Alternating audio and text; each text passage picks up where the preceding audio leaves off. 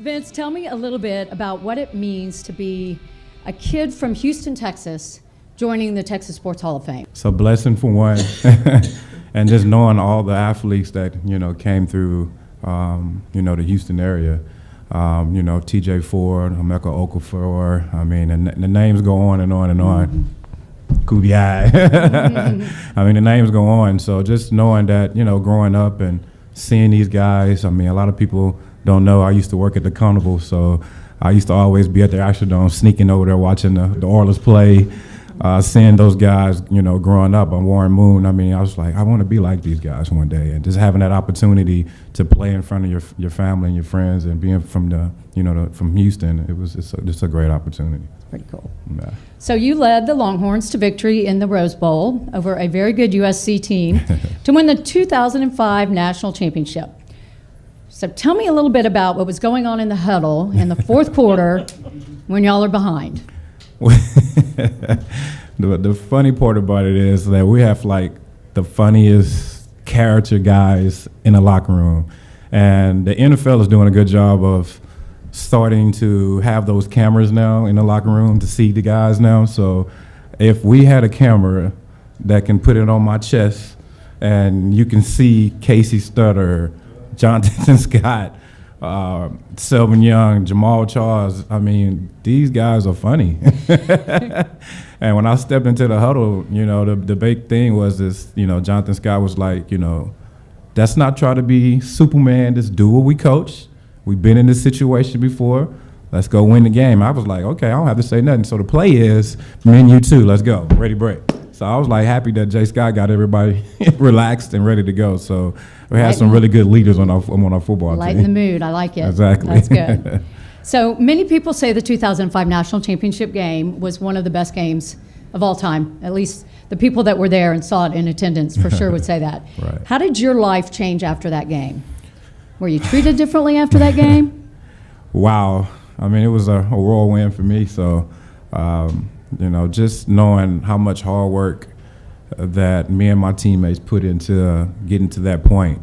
I mean, I remember one time when we won the Michigan game the year before, Coach Brown had some rules, So we came in for our first meeting for the first time of the season, and the guys came in, not following the rules. Guys had their earrings in, guys was sagging, guys was, not doing what his rules were. And I was like, Coach, I'm sorry to interrupt. Coach, can I say something? And I just started pointing out some of the things that I felt like the guys got a little big-headed because we won that game. And I wanted them to know, like, we're not finished yet. It's just starting for us. So, Coach, that guy, we're all going to run. We're not, we're going to run for them because these guys are sitting here disrespecting your rules. And I felt like that message that day set the tone for our whole season to go for that run again. So I just feel like the guys that we had, the team, the coaches, as well as our fans, we was all on one accord, and we was the underdogs. Didn't nobody like us. Uh-huh. We was just 12-0 for nothing. I'm like, actually, we worked hard for that. So I really feel like we shocked the world because we deserved it and we wanted it more, and we wanted that more of that respect that we wasn't being given. A lot has been talked about your relationship with Mac. Tell me a little bit about that. Mac, Daddy.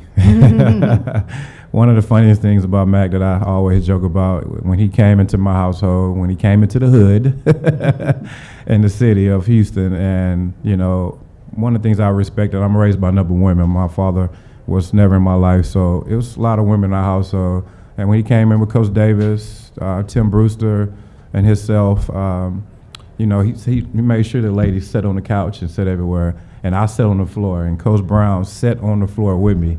Yeah, and I thought that was really respect of the ladies in my household, and I kind of joked with him like, Coach, be careful, we have roaches, so be careful on the floor down here with me. And he joked with it, he laughed with me. And to me, I'm a family man, and I love my coaches. From my middle school coach was awesome, Coach Ray Seals was awesome, and Coach Brown was awesome. And just to see that he was a family guy. He wanted to make sure I was good. He wanted me to come play football, but he also wanted me to respect, be a really good young man. And for him to do that, to set the tone, not just for me, for all our players, that's what I really respect about Coach Brown. He cared about you as a person.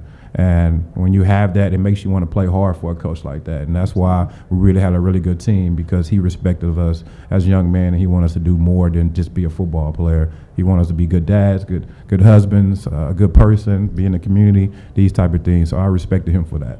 Awesome. Yeah. Well, thank you, Vince.